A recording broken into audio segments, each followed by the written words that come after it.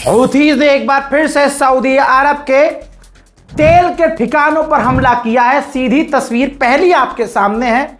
यह उसका south Yanbu terminal है, साउथर्न में सऊदी अरब के अंदर। हजरात, यहां से तेल बाईपास करता था हुर्मुज को, यानी हुर्मुज के अलावा इसी टर्मिनल के जरिए सऊदी अरबिया तेल एक्सपोर्ट करने के लिए कर रहा था। भाई हूथीज ने उसे ही उड़ा दिया।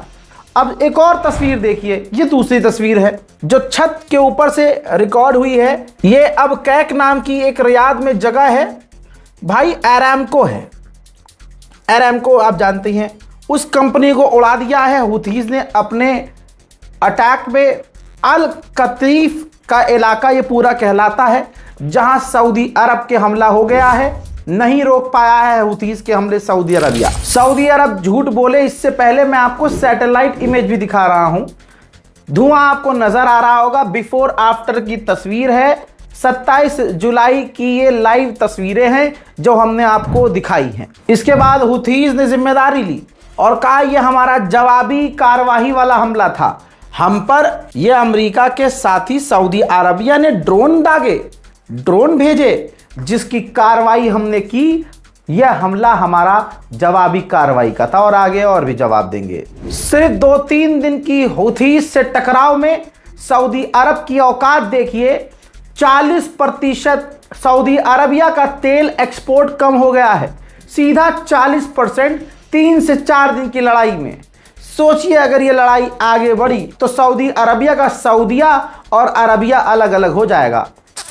सऊदी अरब में जहां जहां हमले हुए हूथीज के, अरामको कंपनी ने अपनी तेल की रिफाइनरीज वहां बंद कर दी है डर के मारे। इसके बाद सऊदी अरबिया की गवर्नमेंट ने ऐलान किया है कि हमारे सेल्फ डिफेंस का अधिकार है, हम जवाब देंगे। यहां तक कि सऊदी अरब की डिफेंस मिनिस्टर ने यह भी कंफर्म किया है कि भाई हमला सिर्फ हूथीज से नहीं हुआ, इराक से भी हम पर ड्रोन आए थे, लेकिन इराक के हमलों को हमने फेल कर दिया है। हूथीज के हमले कामयाब हुए हैं। अब जॉर्डन के ऊपर भी 2 ड्रोन आए तो जॉर्डन ने कहा हमने रोके हैं, इजराइल ने कहा हमने रोके हैं। वाह रे ईरान की मार। ईरान के ड्रोन की ताकत यह है कि अब लोग क्रेडिट ले रहे हैं कि हमने रोका, हमने रोका। इराक के प्रधानमंत्री ने नाराजगी जताई है कि हमारी सरजमीन से दूसरे देशों पर जो हमला हो रहा है यह सरासर गलत है और उन्होंने जांच कमेटी बिठा दी है, क्योंकि सऊदी अरब का defence partner defence agreement Pakistan कर चुका है सऊदी अरबिया से। तो फिर पाकिस्तान ने भी नाराजगी जताई और विरोध किया है कि सऊदी अरब पर हमला गलत है। अबे झांट चौधरी, पहले अपना पीओके संभाल। डिफेंस एग्रीमेंट करके हर जगह जो जवान घुसा रहा है इसको अंदर रख, अपने अंदर। पहले अपना पाकिस्तान संभाल। अब आप लोगों को समझ में आ ही गया होगा कि अमेरिका के चूतड़ों में इतना दम नहीं है कि ईरान से लड़ सके। बार बार कॉन्फिडेंस में आता है, ईरान पर हमला करता है, ईरान जवाबी कार्रवाई करता है, अरबों का नुकसान होता है, अमेरिका का नुकसान होता है, फिर ये चुप हो जाता है। आपको ये बता चुका हूं कि भैया टेबल पाया है अमेरिका, बात कर रहा है अमेरिका, लल्लो चला चला के अपनी तारीफ कर रहा है, अपने मुंह मियां मिट्टू खुद बन रहा है। लेकिन हकीकत क्या है, क्यों अमेरिका ने हमले रोके, ये देखिए। जॉर्डन के अंदर किंग फैसल एयरबेस की ये तस्वीर आपके सामने है, सैटेलाइट तस्वीर। जिस हैंगर पर अमेरिका अपने फाइटर जेट तैनात रखता था वो पूरी तरह से तबाह हो चुका है, ईरान ने उड़ा दिया है। वहीं ईरान ने किया है खुलासा कि अमेरिका अपने कमर्शियल जहाज़ों को हथियार ट्रांसफर करने के लिए इस्तेमाल कर रहा है, हमारी उस पर नजर है। ईरान के वाइस प्रेसिडेंट ने कहा कि अमेरिका मानने को तैयार नहीं है कि वो हार चुका है और हम जीते इसलिए हैं क्योंकि हम सब एक हो गए हैं, तमाम ईरानी आज एक हो चुके हैं। दुश्मन वाक़ियत ने कि शिकस्त خودشو پذیرفته به زبان نیاره، بیاد بگه اهدافی که در حمله به ایران در 2 جنگ جمع اهدافش چیا بود، به کدومش رسیده و چرا نرسید.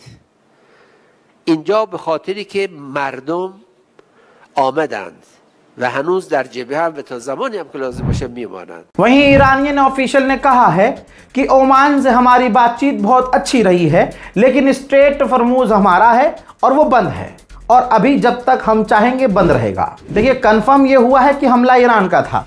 ये टैंकर किसका है नहीं पता, हो सकता है 4-5 घंटे बाद कंफर्म हो जाए, लेकिन हुर्मुज में ईरान ने एक टैंकर पर हमला किया जिसकी डैमेज की तस्वीर आपके सामने है। जो देश मीडिएशन करवा रहे हैं पाकिस्तान और कतर, उनका यह मानना है कि प्रोग्रेस हो रही है, अमेरिका और ईरान की बातचीत अच्छी हो रही है। IRGC भाई मलकुल मौत बन चुकी है कुर्दिश के लिए। जरा इस तस्वीर को देखिए, इराक के अंदर वो पहाड़ी इलाका जहां कुर्द के आतंकवादी छुपे हुए रहते हैं और यही उनका हेडक्वार्टर है जिसमें आप आग देख रहे हैं। ये पूरी पहाड़ी ईरान के हमलों से जल रही है। ईरान की ताकत आप यहीं देख लो। ईरान ने कहा था हम पर हमला करोगे तो तेल के दाम $100 प्रति बैरल हो जाएगा, क्रूड ऑयल। जैसे ही बातचीत हुई, ये देखिए तेल के दाम सीधा जमीन पर आकर गिरे हैं। 86.23 US डॉलर हो चुका है पर बैरल। यह है ईरान के हमलों की ताकत। ईरान एक ड्रोन दाग दे तो क्रूड ऑयल $100 हो जाता है, और ईरान पर हमले रोक दे, ईरान शांत हो जाए तो आसमान से सीधा दाम तेल का नीचे आ जाता है। सवाल यह है कि क्या अमेरिका पर भरोसा करना चाहिए? जवाब है नहीं। ये मिडिल ईस्ट का एयर ट्रैफिक कंट्रोल दिखा रहा हूं। मिडिल ईस्ट में ईरान के खिलाफ अमेरिका के जहाज चारों तरफ उड़ते हुए नजर आ रहे हैं। मुझे पर्सनली दिक्कत यह भी है कि ईरान बात ही क्यों कर रहा है। जब ईरान को परवरदिगार आलम ने इतनी ताकत दी हुई है तो इतनी भसोट तो ईरान में होनी चाहिए कि अमेरिका का इतना नुकसान कर दें, हमला करते रहें कि अमेरिका की तबाही देखकर इस्राइल सहम जाए। पता नहीं बातचीत की टेबल पर अमेरिका के साथ क्यों आता है ईरान, फिर कुछ दिन बात होती है, फिर अमेरिका हमला कर देता है, फिर ईरान कहता है धोखा दे दिया, धोखा दे दिया, धोखा दे दिया। अरे तुम धोखेबाजों से बात ही क्यों कर रहे हो? दिक्कत यह है कि चाइना अपनी असलियत दिखा रहा है क्योंकि हुर्मुज की ज़रूरत उसे भी है। अब चाइना ईरान पर प्रेशर बना रहा है कि स्ट्रेट ऑफ हुर्मुज को लेकर अपनी पोजीशन हल्की रखो, हर जगह अपनी मनमानी मत करो, यानी हुर्मुज में थोड़ा फ्लेक्सिबल हो जाओ, अमेरिका की कुछ कुछ बातें मान लो। देखना यह है कि अब ईरान क्या कहता है। एक जगह से चूतड़ फटे हैं, दूसरी तरफ चूतड़ लगा रहे हैं। यह है गुलाबी सुअर की असलियत। ईरान से जीत नहीं पा रहे। यमन के साथ अभी एग्रीमेंट इसी ट्रंप ने किया था, जब लड़ाई हो रही थी खूब पिटा था अमेरिका, तो ट्रंप ने एग्रीमेंट कर लिया था। अब जब यमन के हूथी सऊदी अरबिया पर हमले कर रहे हैं तो दूसरा पिछवाड़ा लेकर ट्रंप आ गया है आगे। कहता है कि अभी तो हम जंग में इन्वॉल्व नहीं हैं, लेकिन आगे ये जंग बढ़ी तो हम सऊदी अरब के साथ जंग में कूद जाएंगे, यमन के खिलाफ, हूथीज के खिलाफ। जब मैं अरब को मुखातिब करके कुछ कहता हूं तो मुसलमानों को आग लग जाती है, लेकिन वो ये नहीं जानते कि कुरान आले यहूद के बारे में क्या कहता है, परवरदिगार अल्लाह ताला कुरान में क्या यहूदियों के बारे में कहता है, और उन मुसलमानों के बारे में अल्लाह क्या कहता है जो आले यहूद का साथ देते हैं। मुझे कुछ बोलने की ज़रूरत है? अरे कुरान पढ़ा है। चलिए कुरान नहीं पढ़ा, आलिम दीन के बयान तो सुनते होंगे। चलिए कोई बात नहीं, मैं बता देता हूँ, तस्वीर दिखा देता हूँ सीधा। ये देखिए, इसलिए मैं अरबों को गाली बकता हूँ। अरब के जो लीडर्स हैं उनकी औकात ये है। कतर का जो अमीर है, कतर का जो बादशाह है, उसने यहूदी धर्मगुरुओं से मुलाकात की है। इसराइल को खुश करने के लिए कतर कितना गिर रहा है और कितना गिरेगा, मुझे आपको कुछ बताने की ज़रूरत नहीं है। ये तमाम तस्वीर आपके सामने है। कतर का अमीर है, कोई ऐरा गैरा नहीं।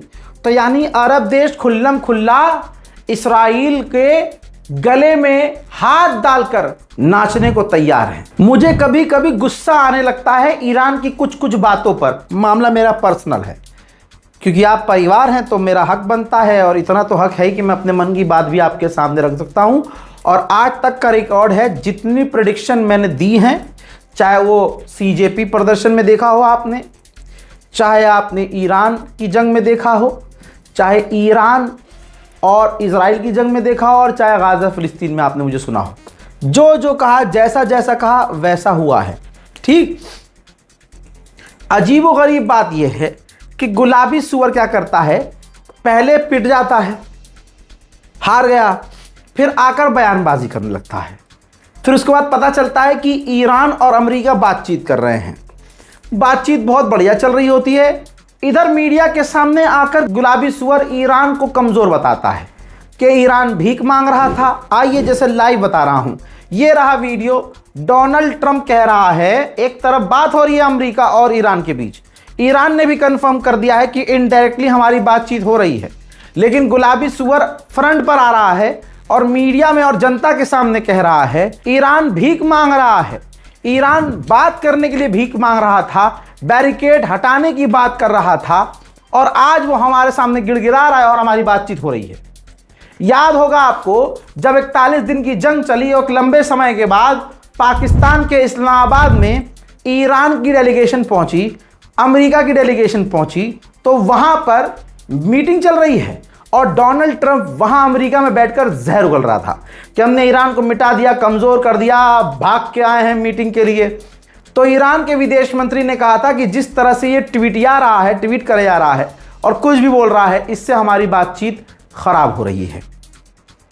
तो ईरान बेवकूफ है या अमेरिका बेवकूफ है कि जब बार बार तुम्हें ठगा जा रहा है और तुम रोक नहीं पा रहे हो कि इसकी जबान गुलाबी सुअर की बंद कर ली जाए, तो फिर दोबारा ईरान क्यों चला जाता है बातचीत करने के लिए? ये मेरा पर्सनल है थोड़ा, है ना। ईरान अमेरिका से बात क्यों कर रहा है? या जैसे ही ईरान ने बातचीत शुरू की और ट्रंप ने उधर जहरीला बयान दिया, ईरान को बातचीत बंद कर देनी चाहिए, भाड़ में जाओ, तब माने कि हाँ तुम हो बहुत पक्के। एक तरफ बातचीत भी कर रहे हो, फिर कह रहे हो कि अमेरिका, अबे भाई उसने सुप्रीम लीडर को कत्ल किया है, तुम्हारे कासिम सुलेमानी को कत्ल किया है, तुम्हारे हजारों से ज्यादा सैनिकों को कत्ल कर दिया है, नसरुल्लाह को कत्ल करने वाला, तुम चले हो हम बातचीत कर रहे हैं। वाह, यही वजह है कि ईरान की आवाम जो अब्बास आराक्ची हैं उनके खिलाफ नारेबाजी भी बीच में करती हुई नजर आई थी, याद है? ये फिर से एक चाल है, ये बातचीत फिर से एक चाल है जिसमें ईरान फंस रहा है, क्योंकि पीछे से अमेरिका ने पैट्रियट और थर्ड एयर डिफेंस सिस्टम के भारी मात्रा में ऑर्डर किए हैं कि जल्दी जल्दी बनाओ। मेरे दोस्तों, फटी पड़ी तो चिड्डी नेतन्याहू की भी है। एक तस्वीर आई है उसकी पत्नी की और उसकी खुद नेतन्याहू की। नेतन्याहू निकल चुका है, जब मैं शूट कर रहा हूं इस वक्त नेतन्याहू जहाज में होगा। नेतन्याहू पहली बार अपने साथ जब ये जाते हैं, मोदी भी जाते हैं, कोई और जाता है, ट्रंप भी जाता है, तो भाई जहाज में देखते हैं आप, पत्रकार उनसे इंटरव्यू करते हैं। पहली बार नेतन्याहू पत्रकारों को साथ लेकर नहीं गया है, न ऐलान करके गया है, न शोर शराबा, बिल्कुल चुपके से निकला है। वजह यह है कि ईरान के हमले का डर था। वहीं अमेरिका ने कंफर्म किया है कि हमने ईरान के 17 जहाजों को मोड़ा है, वापस भगाया है और 2 ईरान के जहाजों पर हमने हमले किए हैं। IRGC ने कहा है कि जो अमेरिका ने ब्लॉकेज लगा रखा है, हम इसे अमेरिका का मिलिट्री एक्शन मानेंगे और हम जवाब भी मिलिट्री एक्शन के ही जरिए देंगे। पहली बार ईरान का कबूलनामा है, किसी को बुरी लगे तो माफ करना, ठीक है। ईरान ने पहली बार माना है, विदेश मंत्रालय ने ईरान के, कि हाँ जंग के दौरान पड़ोसी मुल्कों ने भी हम पर हमले किए थे, यानी अरब देशों ने भी हमले किए थे। तो ये कितनी बड़ी बात है कि एक तरफ अकेला ईरान और एक तरफ सारी दुनिया, लेकिन जीत ईरान की हुई। ईरान ने यह भी कंफर्म किया है कि दोबारा जो हमले हुए थे इस 15 दिनों के अंदर, हमारे 60 लोग 15 दिन में मारे गए, 650 से ज्यादा ईरानियन हमारे घायल हुए। गुलाबी सुअर की सरकार, डोनाल्ड ट्रंप की सरकार ने कंफर्म किया है कि ईरान से बातचीत काफी सीरियस हो रही है। ईरानियन गवर्नमेंट ऑफिशियल ने कहा है कि दुनिया को पता है, दुश्मन को पता है कि अगर हम पर हमला करेंगे तो हम जवाब देंगे और नुकसान का बदला नुकसान होगा। अमेरिका और इस्राइल को पता है, बहुत जल्द यूक्रेन को भी पता चल जाएगा कि हम पर हमला करना खाली नहीं जाएगा, हम जवाब देंगे। वहीं ऐसा लग रहा है कि यूक्रेन उड़ता हुआ तीर अपने पिछवाड़े में लेने की बहुत मेहनत कर रहा है। अब्बास अराक्ची के ट्वीट को रीट्वीट करते हुए यूक्रेन के अधिकारी ने कहा है कि 2022 से ईरान हमसे डायरेक्ट जंग में है। रूस को ईरान ड्रोन हथियार दे रहा है, जिसकी वजह से हमारे सिविलियंस मारे जा रहे हैं। उस हिसाब से तो अमेरिका पूरी दुनिया को हथियार बांटता है, हर देश किसी न किसी मुल्क पर हमला करता है, तो पूरी दुनिया में जो आतंक और नरसंहार और लोगों का जो खून बह रहा है, उसका जिम्मेदार तो अमेरिका है, लेकिन ईरान से नफरत यूक्रेन ने दिखाया है। अल्लाह ईरान को तौफीक दे कि ईरान ऐसा एक हमला करे यूक्रेन पर कि यूक्रेन की आत्मा सहम जाए। भाई, ईरान के जो विदेश मंत्रालय के प्रवक्ता हैं वो खुद सीरियस हैं। उन्होंने कहा कि ज़ेलेंस्की के जो हैंडलर्स हैं, यूरोप हैंडलर्स हैं, उनको यूक्रेन को ज़ेलेंस्की को संभालना चाहिए। और मुझे लगता है कि जो इन्होंने काम किया है यूक्रेन ने हम पर हमला करके, जवाब हमें देना होगा। این اقدام اوکراین هم یک اقدام مطلقاً غیرقانونی، ناموجه، خلاف منشور ملل متحد بود و هم یک ماجراجویی خطرناک که قطعاً از طرف ما بی‌پاسخ نخواهد موند. حتماً بزرگترهای زلنسکی باید در این زمینه هم او رو کنترل بکنن و هم مراقب باشن که اقدامات رژیم اوکراین پیامدهاش میتواند دامنگیر بخش‌های مختلفی از جهان بشه। हजरात, क्या कहूं, मुंह में गाली आ रही है। ज़ेलेंस्की का ये बयान सुनिएगा, आप सुन नहीं सकते, कॉपीराइट आएगा, मैं बता रहा हूं। पत्रकार ने ज़ेलेंस्की से पूछा कि क्या आपको डर लग रहा है कि ईरान पलटवार कर सकता है क्योंकि आपने उनके टैंकरों पर हमला किया? तो ज़ेलेंस्की ने कहा कि हमें अलर्ट रहने की जरूरत है। ईरान तो पहले ही हम पर हमला कर चुका है रूस को हथियार देकर। सिर्फ ईरान नहीं, नॉर्थ कोरिया भी रूस की मदद करके हम पर हमला कर चुका है।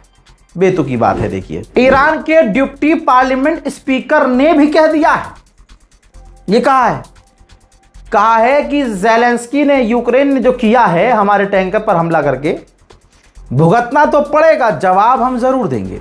हजरात मोहतरम, फिलहाल के इस रिपोर्ट में इतना ही। इससे पहले अपडेट दे चुका हूं मिडिल ईस्ट ईरान की, जाकर उसको भी देखिएगा और इंतजार करिएगा मेरे अगले अपडेट का। तब तक के लिए जय हिंद व सलाम।